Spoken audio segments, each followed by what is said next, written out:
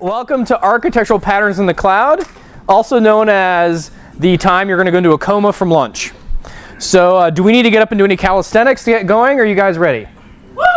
All right, one person is ready to go. We have a stack rank for the prizes we're going to give out, so you're at the top. And you're number one, you're number two, actually, because he has the Codemaster shirt on. So. All right, so for those of you who haven't picked up on it yet, I'm Brian Prince. I'm the Principal Cloud Evangelist for the US for Microsoft. My job is to go do this. So to go to conferences and speak and work with customers and help them understand the awesomeness that is the cloud, powered by leprechauns and unicorns, of course. So feel free, any questions that you have, I'm happy to try to help you out through my blog, through Twitter, through Facebook, smoke signals, pigeons, whatever works for you. I'll see what I can do. And this is a very high-level kind of architectural patterns. I will tell you, generally speaking, architecture that is well done for a traditional system will work in the cloud. Generally that's the rule of thumb. So a lot of people are like, man, how should I architect this for the cloud? Well, the same way you would have architected for 10,000 users in your on-premises system. We may have some new capabilities and features and things like that, but it's not completely new science. This is really taking advantage of and extending existing knowledge, to tell you the truth. So hopefully we're all excited about the cloud. Yay! I'm not dead yet. And the trick to using the cloud is knowing what your systems need, what the challenges are that you have, and figuring out how the cloud can help. Now, the reason there's a bunny on this screen is my daughter said I needed more rabbits in my talks, so that's why.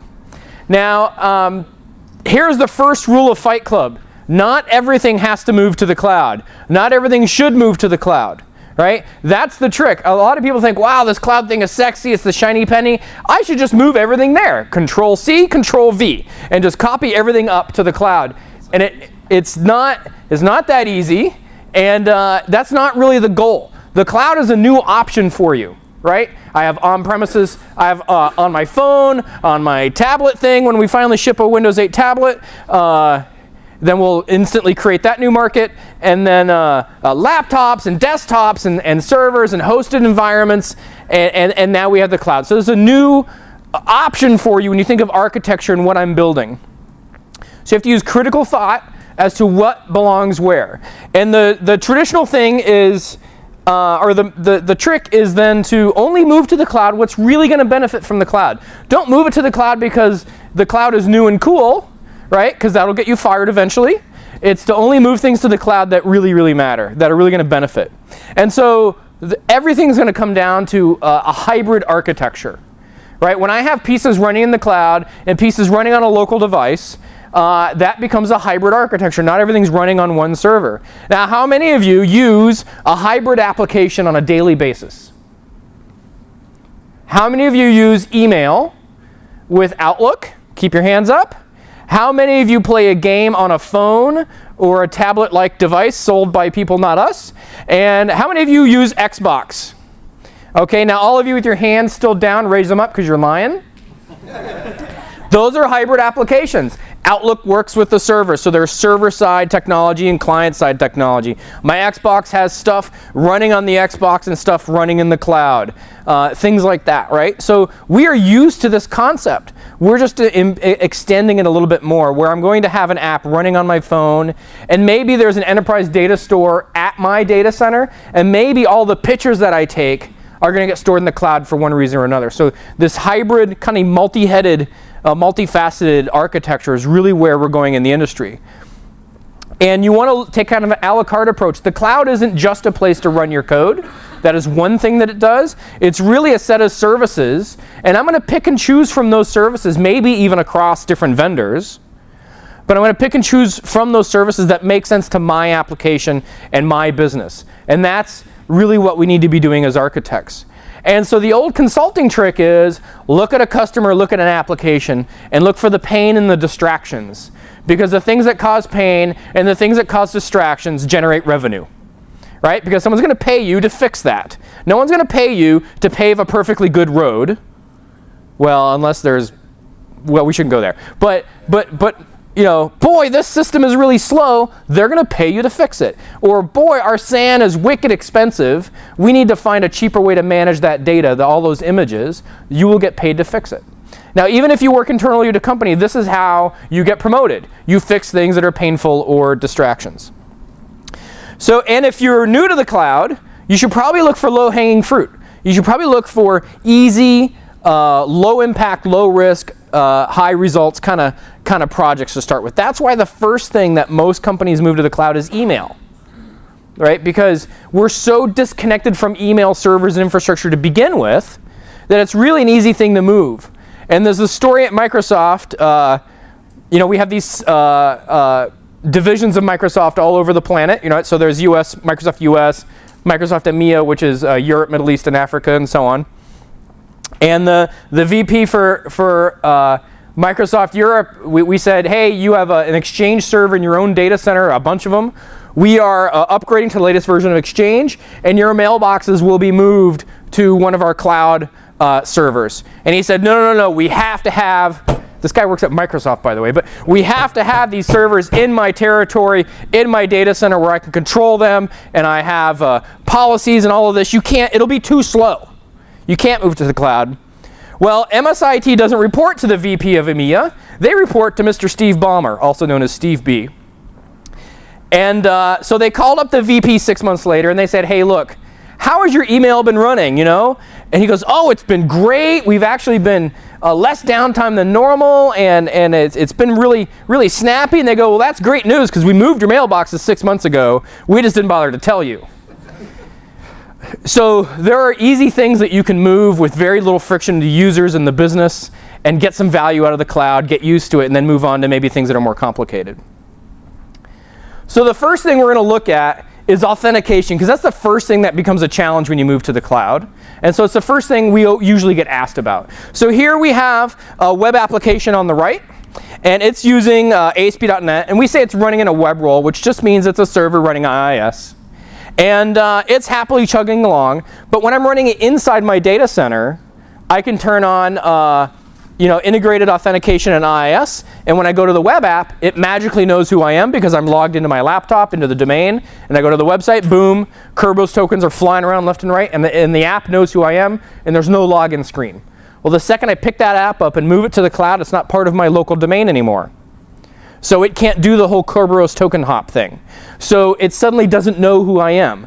And so if I move this over the weekend and users go to the app on Monday morning, like, woo, what username and password? I never had to do that before. Something's broken. So you don't want that. So what we do is we're going to use something called Federated Identity, and there's a couple different ways to do it. First of all, this is all based on industry standards. There are several different standards that you can apply based on whether you're in an enterprise environment or more of a consumer environment. So how many people are familiar with SOAP? The network protocol SOAP, all right? Fewer hands. And for web services. And then we have REST, right, which are also another protocol for web services. And you remember the difference. There was a big Vietnam War going on for a while. But SOAP is very complicated and powerful and robust and rich. And REST is just let's get it done duct tape style, right? I'm not being fair to either party, but that's kind of the opposite ends of the spectrum. Very lightweight and easy and simple, and complicated and powerful and enterprisey. Well, these federated identity protocols are very similar. We have SAML on one hand, which we're going to be looking at here, Security Assertion Markup Language, which is just like SOAP. As a matter of fact, it uses SOAP and lots of angle brackets and XML. It's got every bell and whistle in there you could imagine. So in an enterprise environment, this is awesome stuff. In a consumer environment or my more lightweight environment, you're going to want to go with what's called a web identity stack, and it uses a different set of protocols that were Google, Yahoo, and Microsoft sat down and kind of invented these protocols, so they are used across the web. And they're called SWAT tokens, simple web tokens, and they're based on very simple concepts of REST and JSON and so on. So they kind of fit into the web developer mold very easily. Either case, the process works the same. So Active Directory in the triangle, is our owner of the credentials. That Active Directory knows my username and password, and it is responsible for approving my authentication, right? My code is not doing that. My code, now how many of you have written a user table in a SQL database with like usernames and passwords and stuff, right? You should just stop doing that, period. Find some other way to do it, but preferably use a credential store. Now what we're going to slap on top of Active Directory is something called ADFS v2, Active Directory Federation Services version 2, and it acts as what's called a secure token server. I need a secure token, that's a server to go get it, hence the name secure token server. That is, we're allowed to say this now, it's free if you own Windows Server. So if you own Windows Server, you can deploy ADFS v2 quite easily. And in this case, in this scenario, the user is within my building. So you can see here the client browser, the top green box. He's within my building, but the app happens to be hosted outside in the cloud. Now you see the blue box, Windows Identity Foundation, is an extension to .NET framework. And the brilliant marketing calls it WIF, and it is the API that you're going to use to consume these tokens and understand identity. It's very easy to work with, and they've done a really good job of baking this code actually. As a matter of fact, WIF was used to build Active Directory Federation Services. You can build it to consume or produce tokens. So it's an identity foundation for Windows. So what's going to happen is the user goes to the web browser. I guess first off, we're going to set up a trust relationship. So we're saying this application is going to trust tokens from the secure token server. Not from any random server on the planet, only from servers that I trust. Right? So we've set up that trust relationship. This is basically exchanging certificates and snail mail and things like that. Now the client is going to go to the app, and the app's going to say, you need to give me a token from someone I trust. The client will be redirected to that server that he trusts, which is our internal identity provider. They will authenticate against that provider however the provider chooses. The app is out of the picture at this point. That might be username and password, that might be smart card, blood test, hair sampling, whatever, right? And it might be multi-factor. You put all the rules on there that you want. And once that authentication has been accomplished, then the browser is given a SAML token. Remember that security assertion markup language token. Today, in a normal domain environment, you use something called the Kerberos token, which has limits put in it on purpose. This gets us around those limits. So I'm going to take this SAML token, and using standards, I'm basically going to recall back to that app, presenting the token. The app takes the token, shreds it, make sure it's still valid, it hasn't been tampered with. We make sure it comes from someone I trust, and then I can get the data out of it. And the data out of it that I want is going to be claims. We call them claims. So for example, maybe I need to know the rank of the user within the organization. Are they a manager, an assistant manager, a worker bee, a VP, their position in the company? What groups are they members of? Any sort of user data like that, right? It might be their age or their department or their employee ID. Whatever things your app needs, you can demand for and get that payload. So WIF you'll use to take the token, crack it open, find out are they allowed to log into the app, are they allowed to do certain things in my app, and then away you go, right? Now if your app doesn't use federated identity yet, it's actually very easy to add because it generally exists at the edge of an application, not deep in the guts of an application. So however you're doing application today is probably at the edge. In a web app, it's probably in the global ASACs, and it's probably on the unauthenticated request event. So basically I can plug in some code to handle this new type and even do both parallel for a while and eventually transition over to the other one and then tear it down. So this is neat. This allows my identity to seamlessly move over to the cloud, right? So my user's inside the box. Because they're inside the box, they authenticate automatically, transparently to Active Directory, getting them that SAML token. And then they go to the web app and boom, it knows who they are. And no more what's my username and password requests. Now let's say they go to the Starbucks place. That's okay because ADFS exposes, you can set it up this way, securely through a DMZ, a website that people can authenticate to, just like you authenticate to Live and Google and Yahoo and so on. And so you'll have a secure website that you can authenticate against and still get that token. So I can still, with my internal credentials, log into external applications, right? Now it's becoming very common that companies are federating with each other. So that, for example, let's say you're an auto parts supplying company to an auto manufacturer, and I want people that work at the parts company to be able to log into my system at the company, at the car manufacturer. I might federate our Active Directories together, right? How many of you have created accounts in your Active Directory for a customer? right? Go find a dark corner and cry because it's a dirty, dirty sin. You shouldn't do that, because if that person leaves the other company, you don't know that, and you haven't shut off their account yet, and they still have access to that information and that system and so on. So I love Federated Identity because it gets developers out of the security game, first of all, let the security people handle all of that, and allows me to couple together and partner with other companies quite easily. Now, it doesn't have to be Active Directory. Like I said, it could be when you use Access Control System as a service that we have in Azure. I can literally within 5 minutes, using WIF and Visual Studio, plug in ACS, which is basically a secure token and server in the cloud that we run for you. And you could authenticate users into your system with Google, Yahoo, Facebook, Live ID, OpenID, OAuth, all of that sort of stuff. Even SAML tokens from federated enterprise accounts as well. So I could put out an app out there. Maybe it's a menu tracking app, and I want people to be able to log in with it. Instead of creating my own infrastructure for username and passwords, just log in with your Facebook account or just log in with your Google account or whatever. How many of you have seen that at different websites where you can log in with Facebook? I love that because I don't have to go and create more and more and more accounts, right? Okay, enough of this stuff. This is basically the same thing using ACS, what I was talking about. The bottom blue box on the right is ACS running. We've set up trust relationships either with an identity provider like Google or Live, or above with a company. And the same interaction happens. I try to go to the application, I get redirected to someone who authenticates me, and then they give me a token when I'm okay, and then I give that token to the application. So that's the first thing people tend to think about. It sounds complicated, but once you kind of wrap your head around it after a day playing with it, it's actually very easy to do and very simple. Another very common scenario for moving to the cloud or adopting the cloud in a hybrid manner is a storage attach or mass storage. So I'm going to, in this scenario, I don't want to move my code to the cloud. I'm worried about that for some reason. Maybe I have a formula for secret sauce in my code I don't want to let out. Maybe I just can't move it because there's too much entanglement with other local systems. Who knows? So here we have a web application with a bunch of local media. Images, pictures, movies, sound bites, whatever that, PDFs, things like that. And this is actually a customer I was working with. This is a big SAN system that they have. And SANs, I don't know how many of you have SANs at work. SANs are very expensive.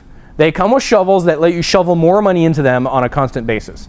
And this company was dying because they had to keep buying more and more servers, web servers, as they had more customers. Their SAN was getting bigger and bigger and bigger, and they were spending more money on their SAN than they were on the actual application servers.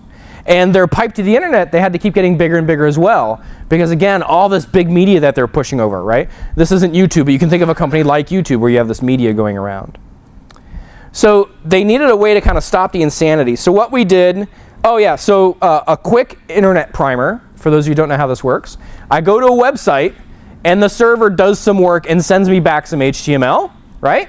The browser parses the HTML and says, oh, here are some resources, static resources, images, JavaScript, CSS files, things like that. Let's go fetch those down. And it starts pulling those down. And according to international standards, RFCs dating back to the early 90s maybe, a polite network application only makes 2 requests per host name over the internet. So a browser with 50,000 pictures on the page, or 10 with 50,000 JavaScript libraries on the page, only can download, if it's a polite application, 2 at a time. Even with super fast networks that are reliable today, that's still something that's going to slow you down. So and this is what the URL would be for those static resources, right? mycode.com, whack images, whackbrian.jpg, for example. So again, they have all these challenges, performance, cost, and so on. So we're going to move all those files up to a blob container, right? So this is a container. Blob has nothing to do with SQL Server blobs, which are scary and fraught with danger. Blob just means some sort of object in the file system. And the great thing about blobs is that I don't just have 1 copy of my data there. I have 6 copies of my data.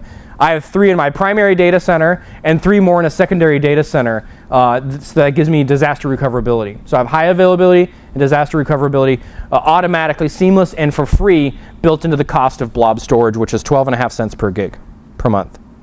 So I've moved all those files up there. And again, this is something that you can try out in your test environment. Do this split in your test environment, do some load against it, and if it doesn't work, tear it all down, no big deal. Right? Now, at our data centers, we have a bit more bandwidth that most customers usually have. And there's for example, between blob storage and our cache servers is a 3 terabit per second backbone that we have. So there's a fair amount of bandwidth at these data centers, right? Something that I would like to play Call of Duty on someday. But they won't let me bring an Xbox into the data center. So now what happens is I've created different containers, one for images, one for CSS, and one for JavaScript. Now, why do you think I've done this? What's that? Yes, so remember it's 2 connections per host. I have 3 hosts now. Now a little pro tip for you, you can do this in IIS just by doing host headers on your same site and using different host names even though they map to the same server. The browser will follow the rules and give you multiple connections to the same server like that. But you should still just move it all to Azure anyway. So they're going to get more bandwidth. They're going to get more simultaneous connections, giving the user a better experience. They're going to save a ton of money. So they were saving money on their SAN. They were able to drastically reduce the size of their SAN to only corporate information versus customer information.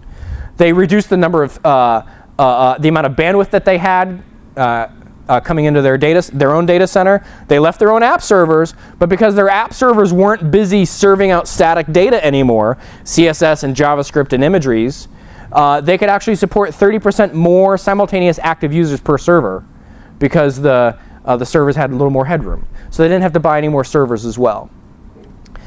So now I will tell you that all of the modern browser manufacturers out there, it's funny, browsers are manufactured, not developed, but anyway. Google, Opera, the Apple guys, IE, Firefox, we all got together and after a big fist fight sat down and decided that we'll all break the rules together. And now today with modern browsers, so the latest versions, the browsers will actually make 6 concurrent connections per host header. So we're breaking the rules together. So if we're all going to get busted together if someone complains. But the point still stands that I'm going to get a multiplier effect on the number of connections I can get, giving me a better download experience, right? Does this make sense? Pretty easy. I can try this out. If it doesn't work, roll it back, no big deal. I didn't have to move my code. I didn't put any code at danger. This is data that's already basically customer-facing or public-facing to begin with. I can secure it if I need to. Very easy to work with. Okay. Another concern is data, common pattern is data in motion. So traditionally, I have happy workers out there in the field, and I did this demo at Build. So if you go to buildwindows.com, you'll see my session there where we built the application, dayOldSushiOnline.com. So we have people out at the piers buying nearly fresh fish, and we would sell it to discount sushi wholesalers. So they're out there using some sort of tablet or mobile phone device, collecting orders and so on. And then at home, at night, they would go home and they would dock their station and upload their data through the firewall, through some sort of VPN. And sometimes this works, and sometimes it doesn't. And if you are in the job of supporting this back-end system, it sucks because people always have technical issues connecting through the VPN. It's not up, it's not stable, it's not configured. I'm at a hotel and it won't let me get out.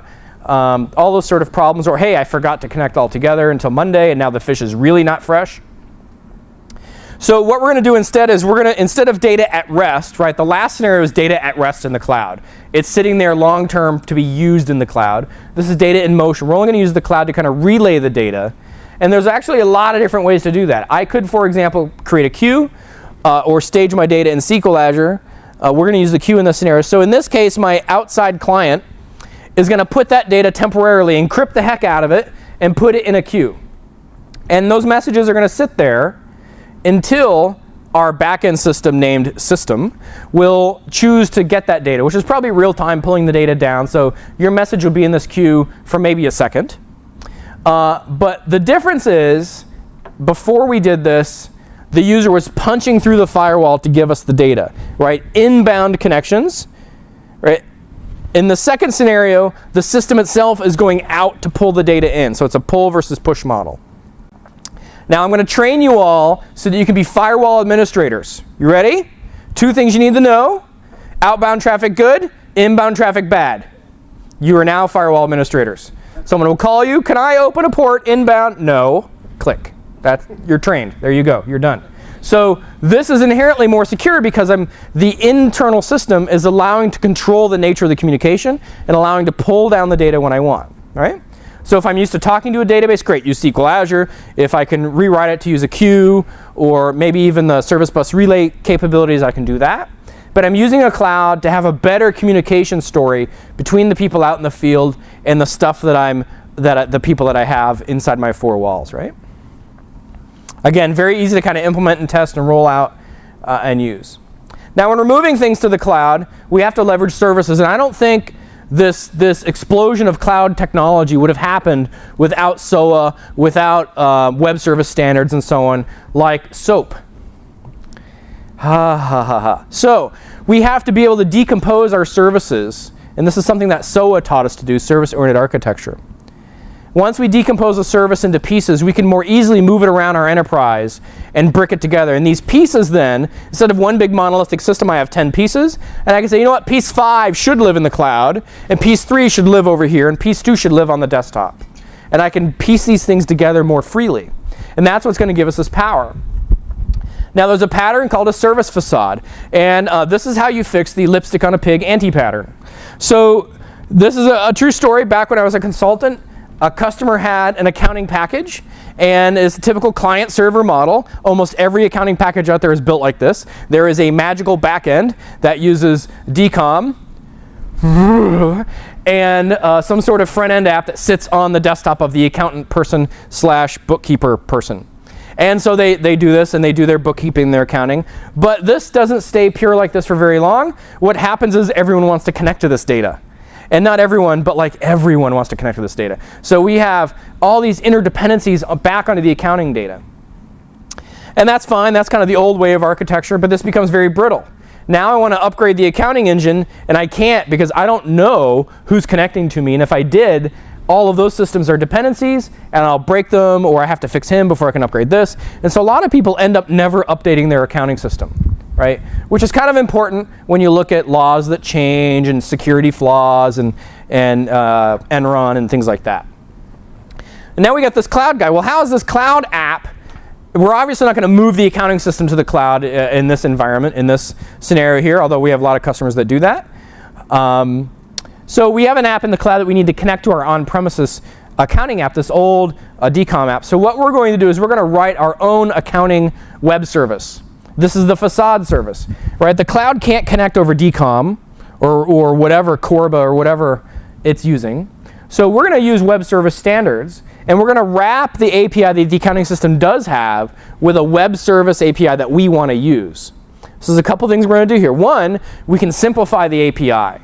We can make it a richer API that makes more sense to our developers. So instead of the API that the accounting company gave us, we're going to synthesize that into a more meaningful API. Second, we're going to publish that using a standard so anyone can hit it that we authenticate to. Now what we're going to do is re-engineer all these back-end people to connect over that service so that we have all connections coming through that endpoint. Now when we want to upgrade accounting, just upgrade accounting, right? We'll look at the API of the new version versus the old version, see if we have to fix our web service. But even if we do, that's one change in one place where we can govern and audit and manage and so on. This is the lipstick on a pig, right? We're giving a better API on top of the account. You could go to the point of completely replacing that accounting system with monkeys and typewriters, and the dependent systems wouldn't even notice because they're going through the same service, right? So this facade is going to allow us to expose secure internal systems in a way that we can connect them to apps and data running up in the cloud. There are also several different data models that have exploded now because of the cloud, I think. It used to be everything must be in a relational database, and if you're not using a relational database, you're not serious, right? And Microsoft and every other vendor out there has done a really good job over the past 500,000 years of brain programming everyone to think everything must be relational data. Well, it's not, and it doesn't need to be. And so we have a lot of different options now. We now have non-relational data, structural data, all these different options now. So we have to look at whether we want to keep our data on premises or not, whether we want to move it to the cloud. And if I do move it to the cloud, do I put it in a relational store like SQL Azure, or do I put it in a non-relational hierarchical store like Azure Tables? Or maybe it's a mixture of the two. Oh my God, maybe I put the relational data in a relational store and the non-relational data in a non-relational store. Best tool for the job, which somehow people never think of, but you should do that.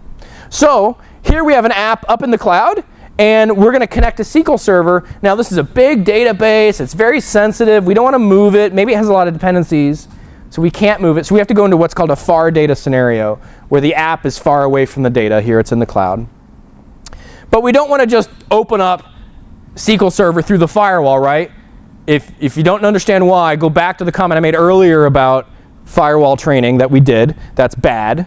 And so what we have a feature called Windows Azure Connect, which will allow you to make a point-to-point, many-point VPN between servers in the cloud and servers locally. That allows your servers in the cloud to be part of Active Directory, to be part of SQL Server and things like that. And now my app can make secure connections to sensitive backend data that I still manage and maintain inside my on-premises data. So we got that covered. Done. All right, let's get another option.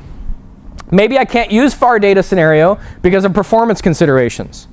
But I can't move the data to the cloud because I have too many dependencies on that database. Reporting engines, data warehouses, maybe BizTalk, things like that.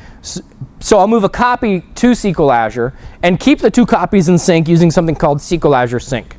And SQL Azure Sync can sync pretty much any SQL Server-based database. So desktops, point of sales, branch offices, massive enterprise databases, cloud databases, all of that stuff we can sync together and keep it all happy and in sync. So no boy band references there. So I have a near data scenario for my app in the cloud, but I haven't ripped the heart out of my enterprise by removing the database from my on-premises data center, right? Very easy to wire up. Now it does change your schema in SQL Server. We add triggers to tables and things like that to keep the synchronization thing going, but it works very, very well. Now we could just plain out forget the local data and let's just move everything to the cloud.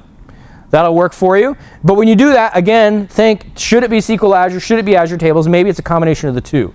There's some really unique things that you can do with tables that you can't do with SQL Azure and vice versa. So for example, I had a customer with a query, very big database, running queries that took a long time, like tens of seconds, which for a computer is an infinite amount of time. And for a web user, like 3 seconds, I'm bailing, I'm going somewhere else. So they would run the query once in an hour and take the results and throw them in an Azure table, and then the code pulled the results out of the table.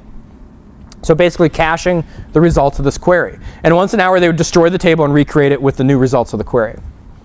And that gave them some huge performance increases in their architecture. Any questions so far? Do we need to take a break? Anything like that? We're good? Okay. Cleansing breath. Okay. So email sending is another common request. How do I send email? Because you don't have email as a service, Brian. No, we don't. This is why. Spam sucks. So if someone we don't block email ports, SMTP and all of that. We don't block those ports. So you can deploy a mail server to servers running in Windows Azure if you want. We ask you politely not to do that, because what happens is you're going to start sending spam, nothing personal, but you're going to do it.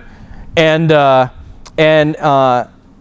that IP address is a Windows Azure IP address is going to get blacklisted, right, from those spam filters. And now all the email that everyone else is doing, you're now blacklisted because of his IP address, right? Because IP addresses in Windows Azure are changing all the time. So it's your IP address today and it's his IP address tomorrow. So we don't want one customer's interactions to affect someone else and affect the cloud as a whole. So we do have a special deal with SendGrid. They are an SMTP server as a service. As a matter of fact, you sign up with them, you get so many free emails a month to be able to send through their engine. That'll work. Another reason sending email from Azure probably won't work for you is if your normal mail domain name, your MX record in DNS, is registered to your email server on premises over there, which has a certain IP address, and the email is coming from your app in the cloud, which has a different IP address, the mail servers do reverse DNS lookups. Is the email from brianscompany.com coming from his MX record IP address? No, it's coming from this web server over here. Wrong IP address, someone's forging the headers, spam, done. So no one will ever get your email. So how many of you have been to CodeMash in years 1, 2, and 3? Right. You probably never got any of our email because we didn't know that was going on, and we fixed it. So one way to get around that here, this is a more sophisticated way. The simple way is have your app create an authenticated connection to your SMTP server in your own data center. Right? You're probably running Exchange or something like that. Let your app authenticate to that server and send the email through that server. Then that's coming from your mail server and everything's okay. That requires some firewall juggling, but it's generally okay firewall stuff to do. If you can't do that, another option would be to use like SendGrid. I have an app that sends email out through Office 365 Exchange account that I have.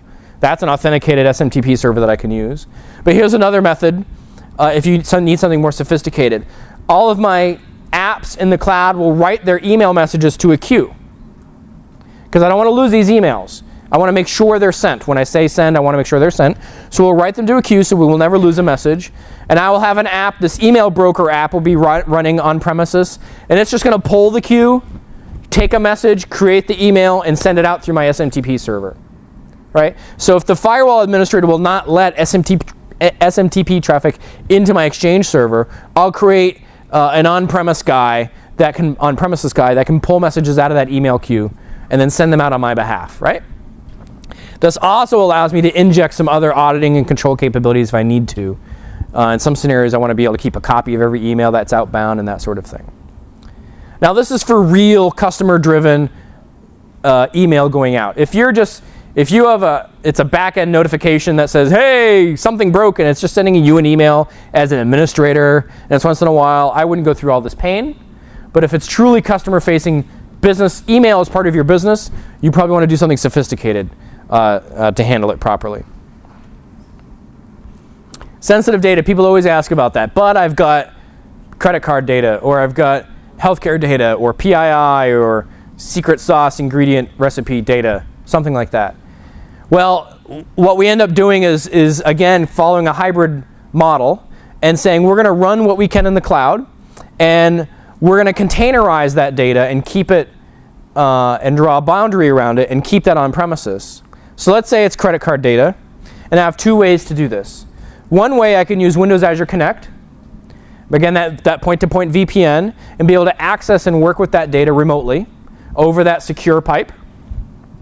Or I could use the app, actually we dropped the phrase App Fabric. So the Windows Azure Service Bus, which allows me to communicate across firewalls and networks regardless of network topology, and be able to send service messages across those boundaries that way. Now, a lot of companies are already doing this, even if they don't have stuff in the cloud. They will take, let's say the PII data or the HIPAA data, and they will lock it down and separate it from the business systems all completely. And only two people know how to work with that system, and it's highly governed and audited and controlled. And the only way in and out of it is through certain service gateways, and they manage that tightly. And then everyone else, even within the business, can consume that data, and those gateways will then control the rules and procedures around working with that data. We're just extending that and expanding that into being able to run that consumer code in the cloud, and securely tying back to that service through a service bus or through Connect. Right? Does that make sense? Okay. Yes? Is that app service bus, app fabric service bus, is that secure as opposed to a VPN? Can you make it secure? It can be made secure, so I can do message and transport level encryption. Okay. Yep. The VPN is more secure in my eyes because of the IPsec protocols it's using and things like that. Network guys get all excited when we talk about VPN versus service bus, because VPN happens at a lower level in the network stack, right? Versus service bus is happening up at layer 7 with HTTP or TCP, and VPNs are happening much lower in the stack. And we do have a version 2 of the VPN coming out, which will be site-to-site VPN instead of point-to-point. And so that takes care of the PIC and input compliance? I'm not an expert in those standards, but many customers that I work with that have these concerns use a pattern similar to this. And your own compliance officer should approve any architecture that you have. Your mileage may vary. Prior successes do not indicate future success. Footnote, footnote, footnote. Right? And actually, Brent, who did the keynote this morning, he has several HIPAA applications running in the cloud from very big, smart, rich companies, because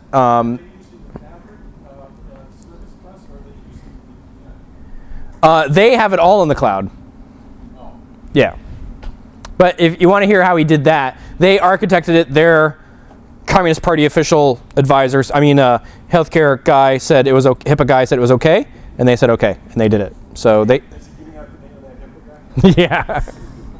Well, the great thing about standards is there's one standard that is interpreted an infinite number of ways. And HIPAA falls into that category quite, right? Remember, HIPAA used to be, when you went to your doctor's office, you had to sign, you have rights to my data and I don't care what you do with it. That was the poor man's HIPAA agreement. And it's become a little more sophisticated. But still, every company interprets it differently. So we want to architect for cost now. In the past, all of your hard costs, servers, things like that, were upfront in the project usually, right? We were given $100,000 to buy the hardware. We're going to buy as many big servers as I can, and we're going to hope and pray that it is enough. Okay? And so people tend to deploy 1,000 different roles in Azure and to deploy to extra large servers when they don't need to. You're spending more money because they've got this stuck in the mind that I need to allocate as much hardware upfront as possible. The cloud is elastic. Only allocate the hardware you absolutely have to allocate now. You can grow the size of your servers over time quite quickly, and I can grow the number of servers quite easily as well, up or down. So you need to think about cost, but know that that's just a new skill as architects you're going to have that we've kind of ignored up until now because we just bought bigger servers and didn't worry about it. So you should already be optimizing your application through your testing processes. And this is normal stuff, right? Let's look at my CPU. Am I being efficient use of my CPU? Am I efficiently using my network? Things like that. Testing for bottlenecks, resolving those bottlenecks. That's normal optimization stuff.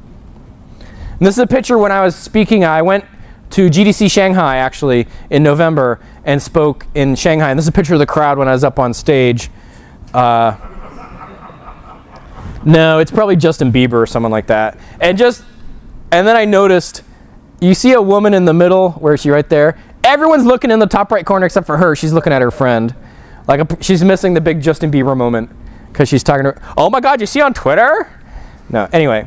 So we want to look at cost when it comes to scale. So again, Azure has 5 sizes. We're going to ignore extra small for now, which we just dropped the price on extra small to 2 cents an hour or something like that. Like with a coupon on the Sunday paper, it's free. And then small is basically your basic unit of measure. It is 1 CPU, 2 gigs of RAM, blanked out, 8 cents an hour, right? And medium is twice that. So 2 CPUs, 4 gigs, and large is twice that, and extra large is twice that. And we charge by the CPU. We don't, meaning 8 1 CPUs cost the same as 1 8 CPU server. We don't care if they're in the same box or not. So we don't care if you're using 1 server or 12 servers. It's the number of CPUs in total that you're paying for, not the different sizes. So here, if I have one large server with 4 CPUs, and I have 4 small servers also with a total of 4 CPUs, I'm paying the same price because it's by the number of CPUs, right? Now you should always pick the smallest server that you can use, because now when it goes to scale, right? So I'm going to tweet about your application, and you're going to get 5, 10 more users, and you're going to need to scale. And in the top, my option is to add, because all of your servers have to be the same size per role type, I'm going to add another large server, which now I've gone to 8 CPUs. So from 4 to 8, cost me 96 cents an hour. But in the bottom scenario, I added 1 server, 1 CPU. So I went from 4 to 5 CPUs. So my unit of scale, my fine-grained control over scale is much smaller, and I can control that much more easily, right? And notice I'm saving a lot of money. This is over $3,000 a year just by managing it like this. So your app, most web apps will run on a small instance. I'll tell you, if they're well architected and they're stateless and things like that, most web apps will run in a small server. Let's look at the opposite thing. I have my 8 CPUs, 2 large or 8 smalls, and a failure happens. Clearly not my code, but a failure happens. And I've lost half of my capacity right off the bat with this because 1 server went down. That's a big hit to take. right? 50% of 8 CPUs, that's a big hit. Where in this scenario, if I lose one server, I only lose 1/8 of my service capability, right? So it's not as big as a hit, and it's an easier thing to heal from. So you should always use the smallest instance of servers, instance size that you can. And I always start with small. And if you're doing lightweight back-end things, I would even use extra small. Extra small and up are dedicated hardware. Extra small is shared hardware. You'll be sharing with 2 other customers. Questions on that? So, assuming that you're going, say, 4 small versus 1 large, Mm-hmm. are you gaining performance because you're distributing more over the load balance? So the question is, am I gaining more performance because I'm distributing over the load balance? I'm going to have a lot of things come into play with that type of question. In a typical web model, because I have 4 servers going, any service disruptions will be less major, and I have a smoother distribution across 4 servers instead of 2. That's assuming that my app doesn't have certain performance requirements. Like if I have a really intense requirement for local network access because I'm accessing SQL Azure or whatever, bigger instance sizes give you more, a bigger share of the network bandwidth and a bigger share of the storage backplane and things like that. So if it's a low-level hardware performance issue, a bigger service will get you more performance that way, right? Generally speaking, buy by the amount of RAM you need, or the smallest that you can. But I have some customers that buy extra large because they need higher priority access to the network on what they're doing. They don't need the CPU or the memory; they just need that network access because they're doing high performance computing, and that's all about the network speed at that point. Yeah. Yep. Any other questions? Yeah. So if that one goes down on the large scale, then does it automatically start replicating to another? Yeah, we always will start self-healing. So the Fabric controller will kick into gear, figure out what's wrong, and try to fix it. It might need a service restart, meaning just restart IIS or your app, or it might reboot your server or go completely to a new server. Whatever is needed, depending on what's wrong. Yeah. Worst case, that will be replaced probably in about 20 minutes, 15 to 20 minutes. Usually a lot shorter, depending on what's wrong. How much time do I have left? 10 minutes? Great. So another thing to look at is role combining. So a lot of times, as architects, we love to go crazy with the logical separation of everything. Like decouple everything, right? What's the saying? No problem can't be solved without... Every problem can be solved by adding another layer of abstraction, right? So we add, like, we have all these roles, like roles and roles and roles and roles. It's like a Bob Evans restaurant in here with so many roles lying around. So I had to get that in for Dave. There you go, sir. And it's like a movie drinking game. So I've seen this project model where there's roles and everything is cleanly, logically separated out. But that translates to direct hardware costs, right? So if I deploy this application, I have 3 roles on the left, a main web role, that's the application, a management web role, which is really doing business tasks, and then a web services role as well. So that's going to deploy to 5 servers. And then we have a couple queues, and on the back end we have some worker roles running that are doing basically, the first one is monitoring queues and doing work coming off the queues. The second one is doing the tasks like for provisioning new customers and things like that. And then the last one is background tasks like cleaning up dirty temp data and so on, kind of low-hanging scheduled jobs, something that would be like an NT service or a worker scheduled service.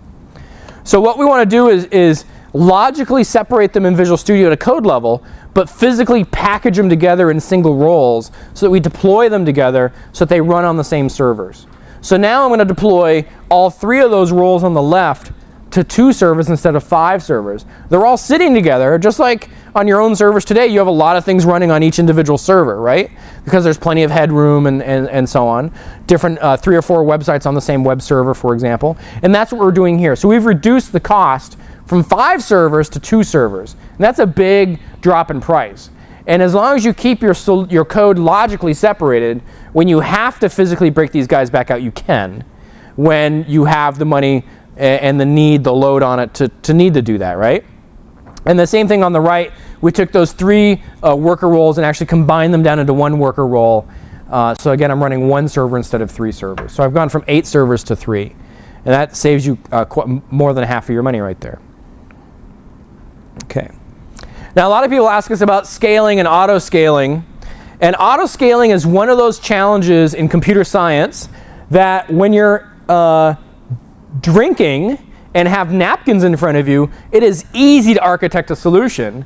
And then you sit down and you actually go to do it, and it's wicked complicated. Lots of small little details and so on. So let's look at this chart here. This is from an app that was running. And the red line is the number of CPUs or instances running. And and its y-axis is on the right, which freaks people out at first. So we're starting with 2 CPUs, and the blue is the usage or the utilization of the CPU, the average utilization across all the CPUs I have. So you can see time goes on, and bam, CPU spikes, blue spikes up really high. Wow, Brian tweeted about our application. This is great. We should scale up. Boom. So we scale up, we add another CPU, and our utilization drops, and then it keeps dropping, and it drops more. Well, should I scale down or not? Did it drop because I have more CPUs, so my average utilization is lower, right? 4 divided by 2 versus 4 divided by 3. Or is it because the spike, that traffic load that we had went away, all the users went away? Well, I don't know until I let the system stabilize for a while. So some people try to churn too fast, make decisions too quickly. And they don't know that you have raw data, but you have to understand the data. This is why IT pros are still really useful, because they need to learn how our app lives and breathes and inhales and exhales. What are the patterns to usage? How does CPU and memory and disk and things like that respond to a load, a medium load and a big load in a Friday morning versus a Monday afternoon and things like that? So here in this case, we let the drop CPU last for a period of time, and then at that point we reduce the number of CPUs. Now with Azure, we charge by the wall clock hour, not by the duration, not by the elapsed time. So it's not like you start a CPU and we start a clock, and we turn it off, we measure that time and charge you for it. If you start a CPU at 10:15 and shut it off at 11:15, that's 1 hour of duration, but it costs you 2 wall clock hours, right? The 10 o'clock hour and the 11 o'clock hour. Now, very few people are turning on and off servers with that short of a duration, so it doesn't matter usually. But know that you should scale up as early in the hour as possible to get to maximize the money you're going to spend. So at 10:05, make that decision. And scale down as late in the hour as possible. So at 10:55. It takes about 2 minutes to tear down a server. So make that as late. Because tearing down a server at 10:30, you're still paying for the rest of the hour. You might as well use it. And so if you look here, see the CPU, the red line goes down at 1 o'clock to 1:15. That's because at the end of the hour, that's when we decided to scale down and maximize the use of our money, right? So we do have an auto-scaling. Windows Azure itself does not auto-scale for you, because every app scales for different reasons. But our Patterns and Practices team ships something called Wasabi, which stands for Windows Azure Sabi, and scale application block E thing. Do you remember, Dennis, what it's called? I don't know. It fits in great when you talk about the Day Old Sushi Online website, so it all works together. But Wasabi is an application block that you can drop in your application, give it rules that says, hey, when my average CPU is over 50% scale up, and when it's below 20% for more than 2 hours, scale down. You can put all those memory, whatever things you care about, right? Web apps, the first thing I tend to look at actually is IIS request queue depth, because that shows me whether IIS can keep up with the requests coming in. That's the first thing I usually look at. So I might monitor that. You might monitor the depth of a worker queue, the depth of a queue. And if it gets more than 1,000 entries, maybe you spin up a new worker instance. So I'm going to have more workers pulling down that queue. And when the queue gets shallow again, we'll start killing off workers, right? So you can make it intelligent. If you're going to do auto-scaling, I highly encourage you, until you know it inside and out and have seen all of the weird scenarios that are going to happen, put a human in the middle, or you'll end up with Skynet, right? Measure what's happening automatically and automate the scaling up or down, but make a human make the decision. Put a little button on the screen, maybe even a dial that goes to 11, whatever. You can automate the inbound and the outbound, but let the human make the decision so we know we're making the change. If you just throw code out there, you're going to come in Monday morning and go, 50,000 servers, oh my God! I just got 4 first-class tickets to Australia with frequent flyer miles on my credit card. And then you get fired. So this is never a good ending to a story. So keep that in mind. We don't really have time to talk about multi-tenancy because we're out of time, but if you want, later today we can talk about that. Multi-tenancy, often when people move to the cloud, they re-architect for multi-tenancy. And multi-tenancy is about sharing your application amongst multiple customers. And there's lots of good reasons for doing that, but there's a lot of things that will help with. So what we're going to do is, David, I think, handed out information on how everyone can get a free Azure time. If you have who has MSDN? So you can today go to windowsazure.com, free trial, memberships, MSDN, register for that with your live ID. You can just do it. You don't even need your IT guy's permission to do it, which is awesome. And you'll get a ton of free time for that. If you don't have MSDN, you have two options. One, who doesn't have MSDN again? I'm just going to take your names. Sales guy in the back will get that. Okay, so you can either, one, quit your job and go get a job with a company that gives you MSDN. Sajetti, okay. Microsoft, we get free MSDN too, by the way. And yes, first 2 years I had to pay for. No, or we have free 3-month trials for Azure. Now the really cool thing that's new at December, if you looked at Azure before December, is we now have spending caps in place. So if you get a free trial, either MSDN or the 3-month trial, there is a certain amount of allocation of time and storage that you've been given. And in a month, if you exceed that, we just shut it off. And next month it'll all come back together because your allocation has been renewed. We won't ever charge your credit card. We need your credit card to prove you're a human and over 18, but you won't be charged because of that spending cap, right? So either use David's information or this link. I don't care. Just go get one. And then thank you for your time. Thanks for coming in for Day of Azure. I appreciate it. And I'll be around to answer any questions you guys have, okay?